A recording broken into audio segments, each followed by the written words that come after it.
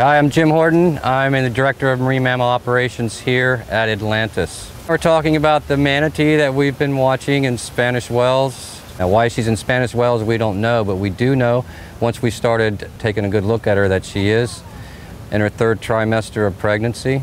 Originally, we thought maybe the possibility of relocating her back to the state of Florida, where she is from, because we're always concerned about whether there's enough vegetation for these animals to thrive. But once we discovered that she is too far along in her pregnancy to transport, we decided to allow the residents of Spanish Wells to supplement her diet so that her calf can go ahead and grow to full term and allow her to give birth.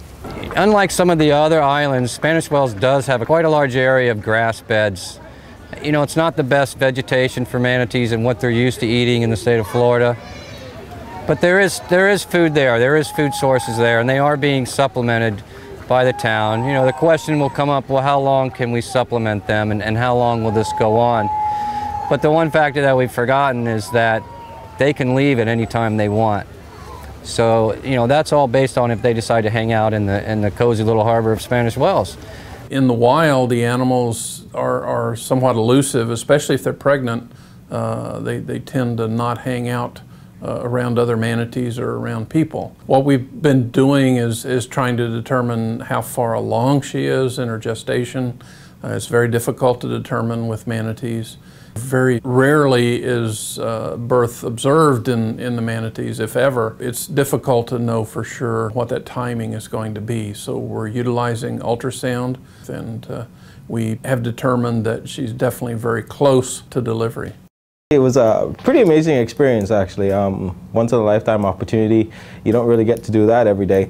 I can actually show you a couple of the images that we actually were able to get from ultrasounding Rita. We were first able to establish that she is indeed pregnant. We can see the walls of her uterus, which are also fluid-filled. They are placental mammals, so which means that the baby would be inside the uterus filled with amniotic fluid. You can actually see some of the fetal folds from the calf that's actually in there.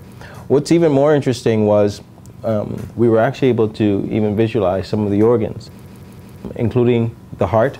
We were able to get and count a heart rate, which was around 87. This is actually where and how we measured the rate of the heart. This right here is possibly one of the chambers of the heart, and this actually here is the flow of blood in and out.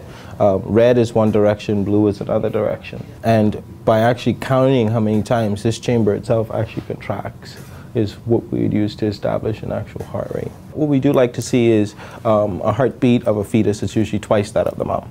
Why are they coming to the Bahamas is really the biggest mystery that we all want to find out. The fact that they are coming straight over to Bimini, Nassau, Grand Bahama, sort of states that they're swimming over here for a purpose. And what that purpose is really the big mystery. But the more we study the manatees here, the more we gather data and information, the more we can figure out why this is happening.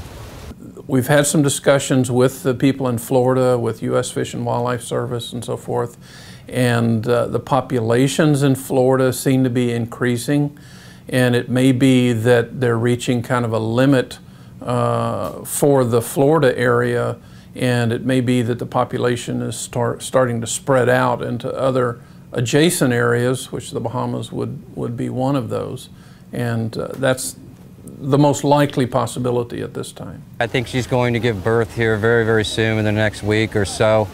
So we're just waiting for word that she's given birth. The next important thing is to make sure the calf is actually nursing from their mother and getting supplements. If they don't bond, then we would probably have to take the calf and bottle raise her ourselves, which we've done many before. It's not a big deal. But our belief is that everything's going to work out just fine, and they will be a nice little happy pair cruising the islands of Spanish Wells.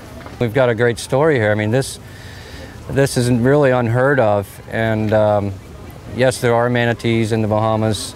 There has been one documented case of a birth of a manatee in the Bahamas, but it is very unique, and it's a rare moment, and I think we're really hoping that everything goes well. Atlantis really cost is really not an issue. It's really about the animals and our environment. We want to do everything possible that we can. We do have a stranding program here. We have stranding pools. We have a state-of-the-art medical facility. that we can provide care for any kind of stranded mammal that comes in. So we designed this facility for that, part of this facility for that purpose of running the stranding network. So we're good to go for anything.